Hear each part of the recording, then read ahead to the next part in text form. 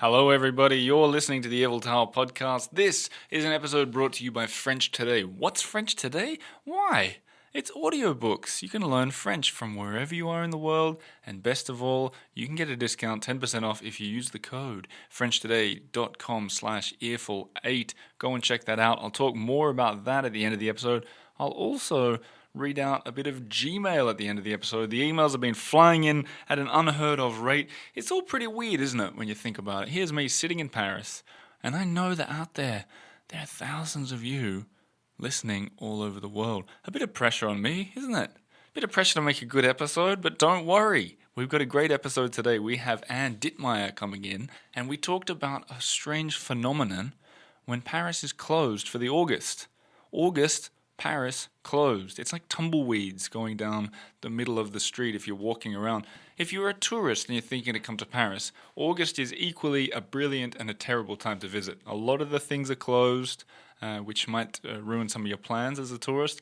But on the other hand, it's really empty, which is pretty lovely. You can walk around the museums, you can walk around the parks, and you won't even see anyone. In fact, I went for a lovely walk yesterday with my wife, Lena, and we were exploring in the 9th arrondissement. And it felt like a zombie movie, not because there were zombies, just because it was empty. So I'd encourage you to think about doing that, travel in Paris in August. But I figured before I talk a bit more about Anne and what's coming up, I'll just give a little shout out or two. And I thought I'd tell you a story. I'm sitting in Le Peloton Cafe, one of my favorite cafes in the whole planet. And I'm sitting there, believe it or not, to meet Sam Barrantes, who is from Slim and the Beast, the band that was on the #1 episode of this podcast. Sit down, start chatting to him, and what do I feel on my shoulder? A tapping. And I turn around, and a woman, Corey, her name is, she said, "Sorry to interrupt. I just had to say I'm your newest Patreon supporter." And lo and behold, it was Corey, a lovely woman who has come to Paris on holiday and had decided to sign up just, a couple of days previously. And there we were sitting in a cafe talking about it. So I hope you have a lovely trip to Paris, Corey. It was really nice to meet you. Nice to see that you found my scooter outside and shared it on Instagram. That's what I love to see. But just wanted to say it was lovely to meet you, and thank you for supporting on Patreon. As you regular listeners know, that's how this show exists, the lovely Patreon supporters. And I just want to say thanks also to all the Patreon supporters who took the survey that I put up, a big in-depth survey figuring out why you're there and what you want. I'm going to experiment with doing an extra podcast episode just dedicated to that survey and the findings. So I'll put that on patreon.com/the right after I finish recording this one. Now, on to today's episode. Anne Ditmeyer. Who is she? Well, she's royalty among the expats. She's been here for 10 years. She's from America. She knows this city inside and out, and she's got a new project that she's been working on, a sort of guide to Paris, navigating Paris. You can check it all out. All the links are in the show notes, but if you're in a hurry, you can look up Navigate Paris, which is an online, it's kind of an online version of her tours, a compilation of years of her experience exploring this city, and it's sort of like a online course about trip planning. You can check it all out. All the links are below. She's going to explain it towards the end of the episode, but the real focus for today is August in Paris, this mythical month. So have a listen, check it out, and hang around at the end for more from French Today and a handful of emails. Oh, and one more thing. Before I say let's do it and we get into this episode, there is something I've been working on. I've just started working on it, a newsletter about the Eiffel Tower, Paris, things coming up, things you should check out. The easiest way for you to find it right now is go onto my website, theeiffeltower.com. Just scroll down halfway down the page and boom, a little pop-up will come and it'll say, hey, sign up for the email. Do that. Get on the mailing list. I'm going to be putting a lot of attention into that very soon, and I see a number of you guys have figured it out already, so welcome to those first subscribers. You are among the very first in the whole world to subscribe, so I'll be sending out the first email maybe on Friday. So check that out, but let's get into the episode. Let's do it. Anne, welcome to the studio. Thank you for having me. Such a treat. It's nice. I was going to say it's nice to meet you, but we met yesterday. I know. Crazy. That's crazy, right? Paris is people think it's a big city, but it's actually a small world. It's like a village. Do you find that? Well, we did meet in Montmartre, which is a village. It is. So does that still count as Paris, or? Yes. Yeah. I mean, in the old days, it was outside the city. Right. But no. I mean, every arrondissement is very local and has its own vibe, but all of Paris is small. Yeah. Yeah, I like that village feel. I think you're exactly right. That I think it's people. We were talking about London before. I think London is way more sort of inaccessible and huge than. Oh, totally. And people assume that as an American, I've lived in New York and I've had clients there, but I've never lived there and it's too big and it's exhausting to get place to place. So that's why I love Paris. I can walk everywhere. I love public transportation. You love public transportation? I do. My father worked in trains and transportation. I rebelled as a kid and I fully embrace it. What do you mean you rebelled as a kid? You're like, I'm not taking the metro? Well, we would take the train. I'm like, Dad, none of my friends are taking the train. Like, this isn't cool. Yeah. And you know, even in the States, I was just riding Amtrak on a trip recently, and most people don't do that. And if you're, you know, people are in a rush to get everywhere. But I don't know what Amtrak is. Oh, it's the American version of SNCF. Okay, so okay. American trains. Okay. But I think it's a good way to slow down, look out the window. You can get up and walk around. So Sure. I mean, I'll take the bus and you know, the metro in any city now, and it gives you such a local feel and vibe, and it helps in that, you know, we've kind of lost the sense of being able to get lost. So I just love exploring. I think it's really easy to get lost on the Paris metro. Oh, I think that, like, so I'm a graphic designer by trade, and I used to design wayfinding signage for an architecture firm. Okay. And so when I show people around Paris, I'm teaching about the graphic design of signs and how to get around. So I really think that you can get around different places. I had a friend come from New York, and he was not a public transportation person. He was raving about Paris. He's like, everybody in New York needs to come and ride the Paris system. Right. You get everywhere. Yeah. And, you know, when you're on the platform, that train goes to where you're going, and you don't have to, you know, look for express or local or things like that. Did you see there was a guy, maybe, I don't know, 4 years ago, I think he was British or Russian. I don't know. I know it was one of the two. But I know there was a couple of people in both those countries trying to redesign the Paris metro map. And one came up with a circular version. Did you see that? Yes. I thought that was wonderful. Well, and like as a visual person and a designer, like I love maps and looking at those different systems. So I can't say I spent enough time critiquing it because I've been in Paris for so long. Yeah. I know the map that I know, but I'm also very familiar where things are, so I could, you know, find it. Speaking of being familiar where things are, this isn't a great segue, but we're here to talk about Paris in August. And I was just thinking, you know, you're familiar with your favorite bakery, and all of a sudden, it's closed. Yeah. Paris is an adventure, and, you know, I just had some clients come to Paris, and I try to manage expectations in all the work I do, and I don't want to freak people out. I want them to know it's different, and then people think that different is bad, but really you have to work a little bit harder, but it's kind of this like magical time where it's calmer and quieter, and you can cross the street without looking. So you're a fan of Paris in August? I'm mixed feelings, but I think it's a good reminder to appreciate what we have when we do have it. Sure. What do you mean, like that you can go anywhere, anytime. But Paris also is a city, well, in France, of rules and exceptions. So even year-round, you always have to check opening days, opening hours, fermeture exceptionnelle, when places decide to close for a day.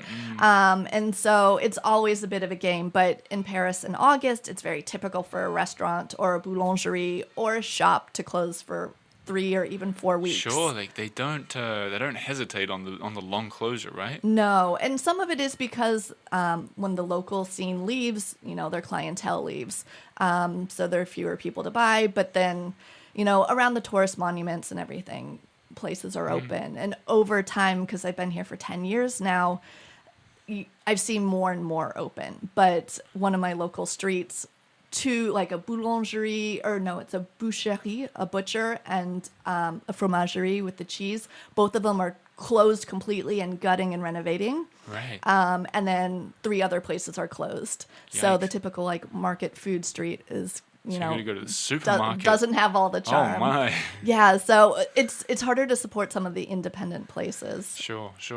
What about there's this whole, I'm fascinated. Firstly, step back. I'm fascinated by untranslatable words in general, right? Yes. And one of my favorite is juilletiste, Oh yes. and I think it's pronounced Ocean. Do you know how to say it? I always say juiste and utiste, but I could be totally wrong because it's a word that I only see written. Right. But it's the travelers who leave in July, which is kind of a newer faction. Sure. And then the Autiste, or however we're going to say No one knows how to pronounce it. We all know how to spell it. is the people who leave in August. So the French typically have like 5 to 9 weeks of vacation a year. Hang on, 5 to 9 weeks, did you say? Yes. And then there's something called RTT, which is required time off. So I had a friend who worked in PR in Cannes for the Cannes Film Festival. And so all those extra hours that she works, she's required by law to take off. So France has this like better sense of balance and lack of burnout. This is the first I've heard about RTT. I wonder if I'm eligible as a podcaster for my own podcast. I mean, as a freelancer and somebody, I started my own business to stay in France. Yeah. And I had my American workaholic tendency. So Yeah. over time, it took me, I wrote a blog post about it last year. It took me 9 years to really appreciate having a break and balance and unplugging. And the reality is that in August and a bit of July, like nothing happens in Paris. And if somebody's looking for a job, like good luck. You're not going to hear back from And anybody. people won't respond to emails in general. Like if you're, even trying to go to the dentist or something, you might struggle. Yeah. I see people like looking for a doctor right now. And I'm like, oof. And apparently having a baby in August is heard about that. Yeah. problematic because so many doctors are gone. Yeah. I want everybody to be rested and have a break so they can do their job well and right. But these little mundane things are a challenge. For me, the hardest thing is like people want the best pastries. And so many places closed. There's chains of chocolate shops that are closed. Yeah.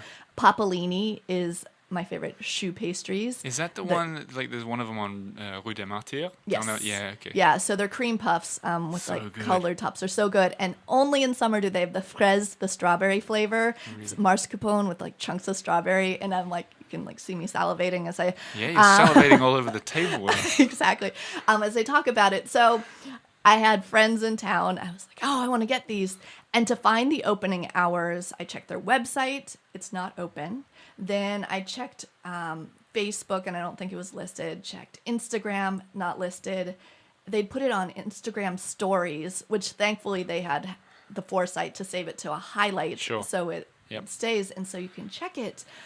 But it is so much work to figure out when places are actually open. And so I think they were closed from August 4th to the 22nd. So it's a serious chunk. So I always laugh because sometimes I don't feel like there's a lot of incentive in France to actually make money.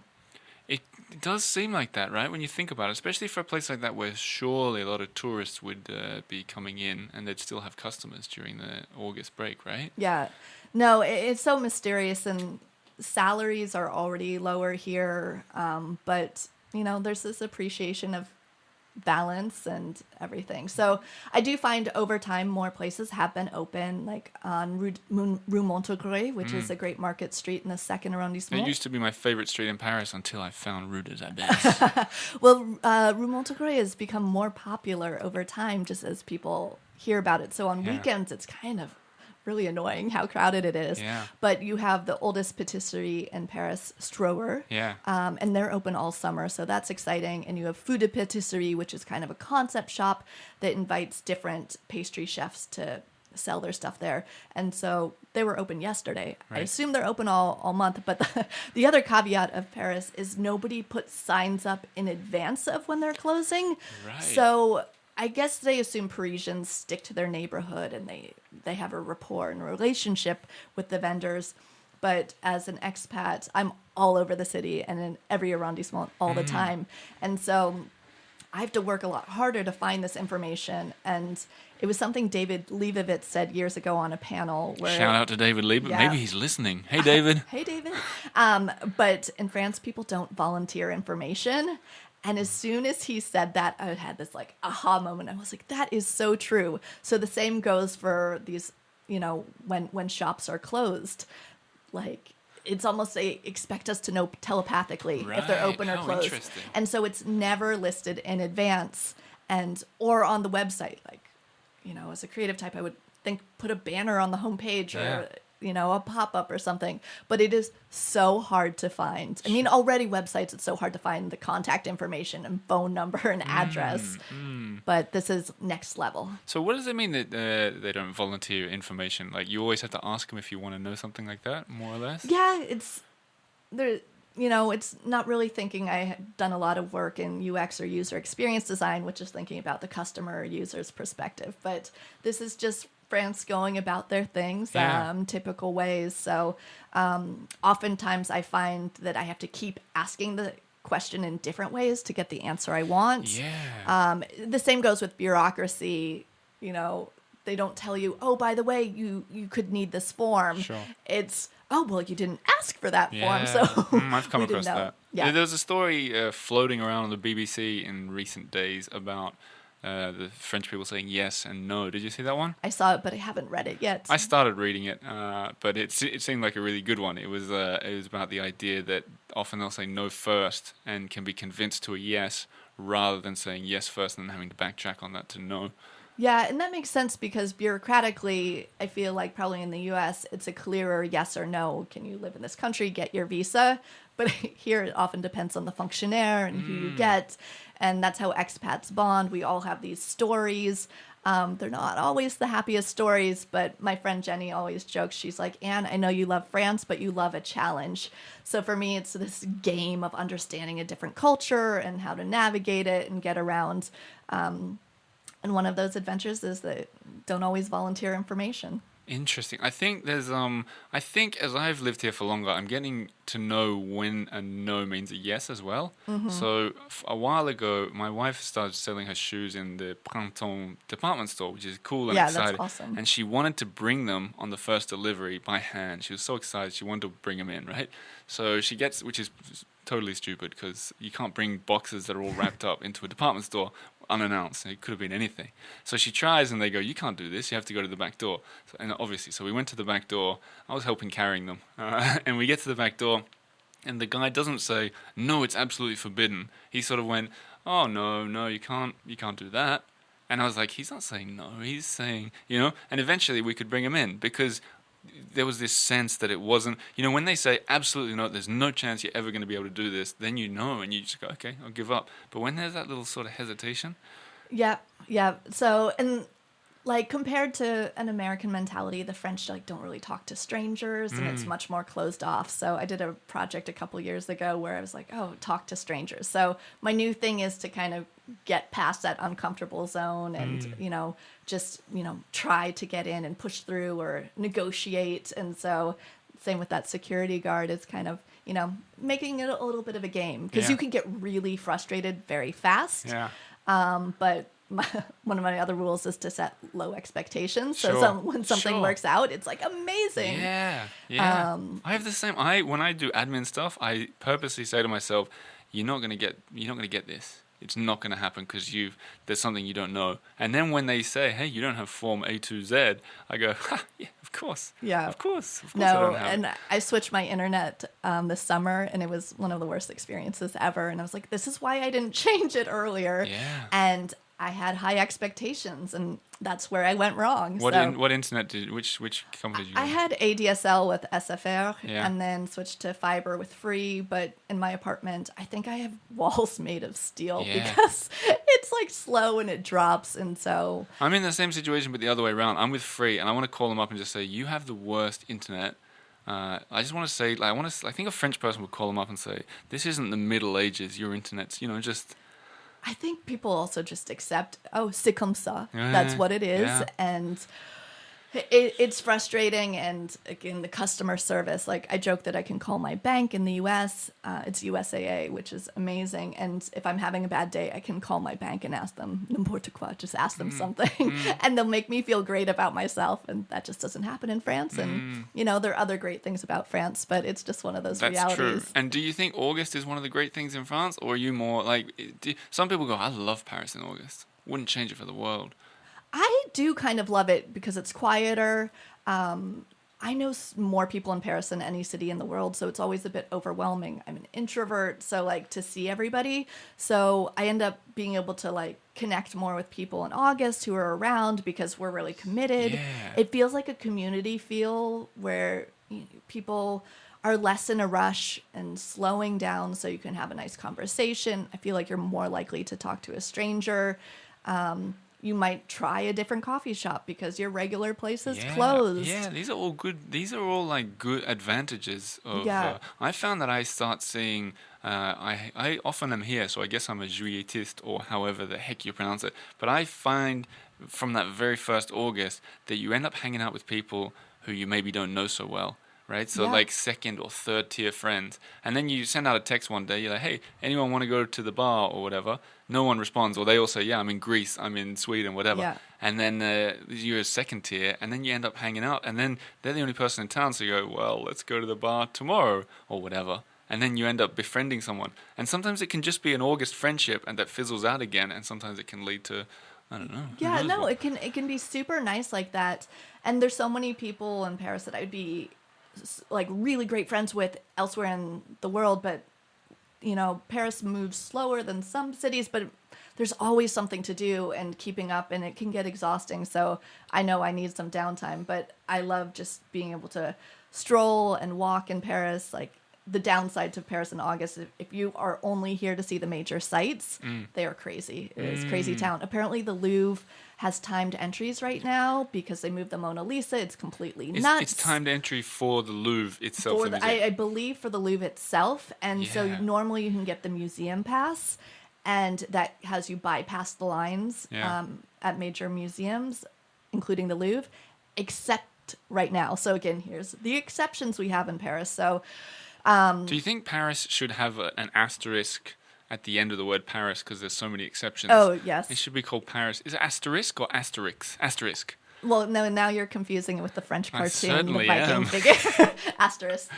But yeah, and so this is how I like to, teach people about the city and getting around, because it's just kind of, once you know to be aware of opening hours and different things like that, then you can plan better. Because I don't want people to be disappointed, but also we have so much information at our fingertips right now that sometimes we forget that there's the sense of adventure. And, when things go wrong, that actually makes a better story. Well, true. So. If you're thinking to go to the Louvre, if you're a tourist listening to this and you find yourself out the front of the Louvre and you forgot that it's pre-booking, don't worry. There's 150 things within 10 minutes walk of that Louvre entrance. Yeah. And you might end up having a better story.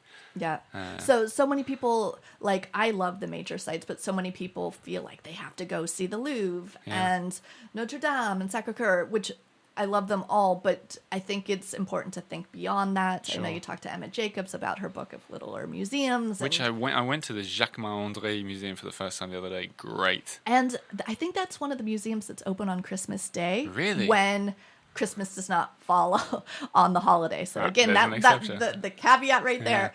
And so, yeah, they're just wonderful. So I think it's important to like kind of think about the big stuff, but I find it gets very exhausting and crowds of people. Yeah. But, to be open to trying something totally different that you wouldn't do, and embracing another culture in different place. I think it's odd that people are queuing up to get time to see the Mona Lisa when you can go to the Jacquemart-André and see there is no one in there, and it's just if you were an alien and you came to Paris and so you'd not heard the stories of the Mona Lisa, and someone said, hey, you can queue up for 20 minutes to see the Mona Lisa, or you can walk around this empty building that's got wonderful everything everywhere. That alien's going to the Jacquemart, I tell you what. Yeah, it's interesting because I first studied abroad in Paris in 2001, and I had a class in the Louvre every Wednesday night for 3.5 months, and I still didn't see it all. But my favorite. You had a class in the Louvre. Oh yeah, this is when I learned the city is my classroom, and my courses were in my teachers' homes, and we'd go out into the world. What were you studying? It was an art history based semester. Wonderful. It was through Wells College Program for the Arts, which no longer exists, but totally shaped my approach to work and life and exploration. But one thing our teacher did have us do was, instead of just looking at the Mona Lisa, she had us stand there and watch people looking at her. And this is, a long time ago, 2001. now, and so it's not nearly as popular as it is today. And she's just like, look and see if people are disappointed. And now there's Martin Parr is one of my favorite photographers, and so he has a great photo. He takes pictures of tourists being tourists, so that's another project I love doing. What's in his August. name? So I can look at... Martin Parr. Okay. And so there's, a picture of people taking a picture with their cell phones of the Mona Lisa. So it's so crazy, and it just becomes a thing that people run by. Yeah. And it's smaller than people think. Yeah. And, so it's a different experience. But I think I like looking at Paris and tourism with a critical eye too. I think it's so important. But I think sometimes we lose a little bit of sight of what we're doing and why we're doing. Sure. So that's why I like the local side of things. Well, well. I've never heard someone go, "Oh, I saw the Mona Lisa and it was so wonderful." Never heard that. It becomes a checklist item. Yeah. And sometimes you do need to see the big sites, and I find the first time people come to Paris, that's what they want. Yeah. But I think that's where it helps Tick 'em off. know. Yeah, I think it helps to know that now it's the first Saturday of the month. The museum's free and open late, because they don't do the free museum Sundays at the Louvre. Anyway, so there are all these like insider tips that can make it a little bit easier to have these experiences where they're more pleasant instead of just a horde of tourists who they feel like lemmings kind of and just like, from one thing to the next. So. There's a lot more to the Louvre, guys. Don't forget, go downstairs, look at that Philippe Auguste wall. Oh my goodness, that's what I'd be doing. But you mentioned Emma Jacobs. Yes. You mentioned David Liebowitz. Yes. You're friends with a lot of the past guests on this show. I am We indeed. must have a lot of mutual acquaintances. Yeah. No, and that's why Paris is another small world, a village. It's like people know people. Who and, else have you got? The listeners will know. Lindsay Tremuta. Lindsay of Tremuta, yeah. Lost in Cheeseland, Forrest of Forrest 40 Collins, the cocktail queen of Paris? Yeah, 52 Martinis. I actually fixed her logo up for her years Really? ago. Cool. Small world. Gail of Perfectly Paris. Lily of Chatemni Neither. Yeah. So yeah, it's a small world. So all of us really connected back in Twitter era before Instagram even existed. Sure. And so when you move to Paris, it helps to kind of have people in a similar situation to you. People often ask me for advice, but rules have changed, and you go through so much bureaucracy here that you like to erase some of it from your memory. So that's where I try to share things on blog posts that people can use in the future. But yeah, we all connected. We'll randomly see each other at events more likely than actually hanging out every week. But They need to have one big event, one event to rule them all, to get all those expat, sort of it's the, hard. what would you call it? I was going to say the godfathers of expats here, but not the word godfather. You know, like the Fellowship of the Ring? They need Yeah. one of those, the Fellowship of Paris expats to get together. I'd love I to feel like we've tried a couple times, and you try to get people's schedules, and there's something about living in France, and I think Europe in general, people are traveling all the time, and instead of in the US, so often it's like, I'll retire when I'm old, or I can't afford it. Here, it's such a priority, and places are much closer to get to. But getting everybody in one place at one time is tricky. But we'll make it happen. yeah, huh? we should, have some anniversary, something or other. Yeah. The anniversary of Paris. I mean, at the end of August, it's 10 years for me in France. Could be a good start. Yeah, so hey, we should all have a party. And everybody. one thing to celebrate is you've been very busy behind the scenes. Yes. Let me know what you've been up to lately. So I recently launched a new project called Navigate Paris Online, which is a compilation of everything I know. So I feel like guidebooks are great, but I know that's not really how I travel. There's so many amazing blogs and resources and podcasts, which are also great. But if you're coming to Paris for the first time as a traveler or relocating to the city, you don't really know where to start and can be overwhelming. So I wanted to put together everything I know in this online experience, which is essentially an online course, but there are no tests and it's fun. And so to give people that key information that they wish they knew when they first came, to save them time and save them a lot of money, because Paris is an expensive city, but when you know the local way of doing things, you can save a lot of money. And just to give people the tools to fall down the rabbit hole to keep exploring or discover a place or a blog or a resource that they never would have known about otherwise. So giving people that foundation to explore and also to get lost, because I think Paris is the best city in the world for exploring. I agree with you. So you've basically put 10 years worth of knowledge at the end of you making this program, can we call it? Or Yeah, a course? project. Yeah. Project. Did you feel that you knew more than you thought you knew? Yes, but the cool thing about it being online versus a printed book is I can update it anytime. Sure, so that's I have this cool. running list, and so it's something that I'm going to keep regularly updating. So there are things I take for granted all the time, but from having given a million tours over the years, I know the questions people ask. And so it's like all this research. And yes, there's more that I know, but there's also those things, the easy, quote, simple things that we make assumptions about that are easy once you know them, but for the first time person, you don't always know. So there's so much more that I knew, but there's still so much more I have to share. Cool. And in a way that's succinct and not overwhelming. Right. Because you can have so much, but people don't have a ton of time to, prepare everything. And I actually encourage people to not overplan when they come to Paris.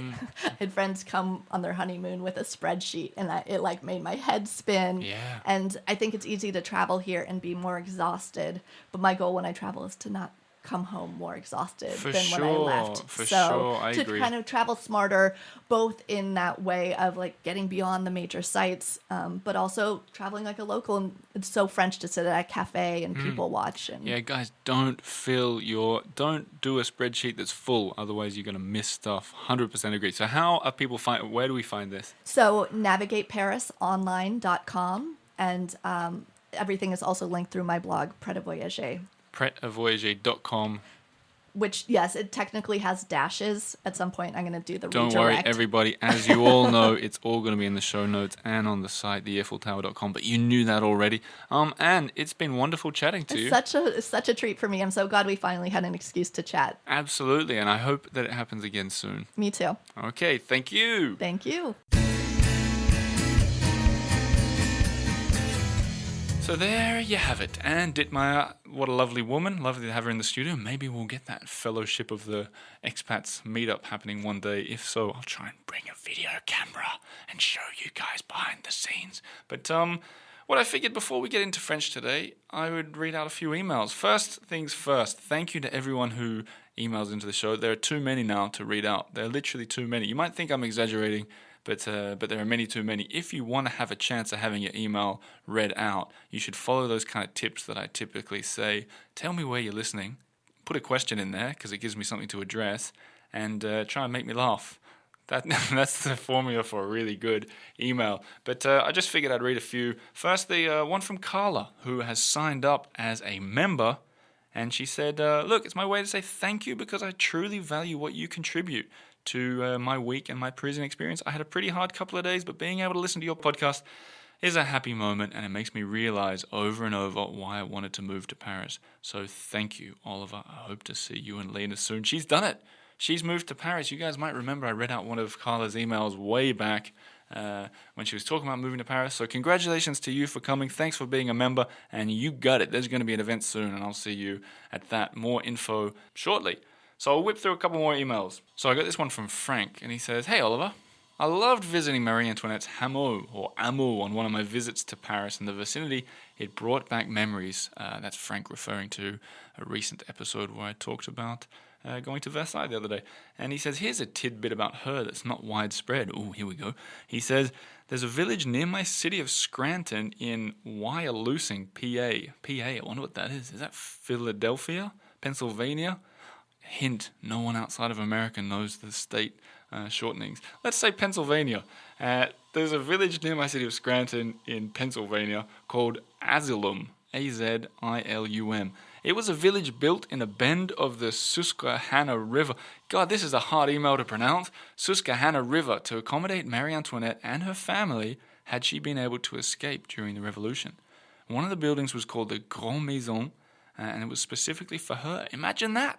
Had she escaped, she and her family would have been living here in Pennsylvania. Pennsylvania. Although there's not much left, visitors can still visit the premises and what buildings still remain. Cheers, Frank. So it was Pennsylvania, but that's pretty interesting. Never heard of that. That's probably, what a bunch of words you had in that email. Wyalusing, Azilum, what was it, Susquehanna River.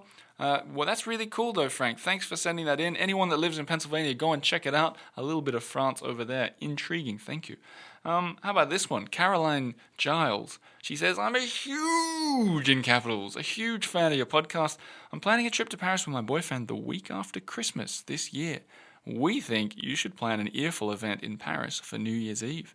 We love the community you've created, and the week after Christmas, one of the largest tourist peaks in Paris. So there'll be loads of earful fans visiting the city looking for a way to celebrate. A New Year's Eve event would be a wonderful way to rally your supporters and connect people who'd otherwise be celebrating individually. Let me know what you think. It's a great idea, Caroline or Carolyn, but I don't even know if I'll be here. That wouldn't be a very good event if I couldn't even be at my own event.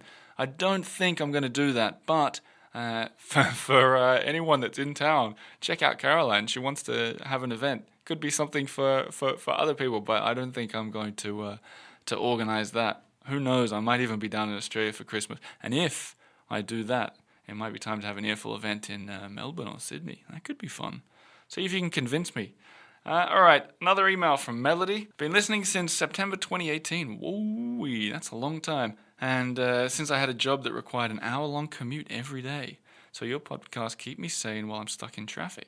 Thanks for producing such high quality and an interesting podcast about Paris and France. I love it. I have a question for you. Thank you, Melody. It says, I'm planning a trip to the south of France, and you mentioned Camargue as one of the places to visit. Just to get an idea, how much time did you spend visiting? I'm thinking of visiting Arles, also on your recommendation, and Camargue on the same day. Is it doable?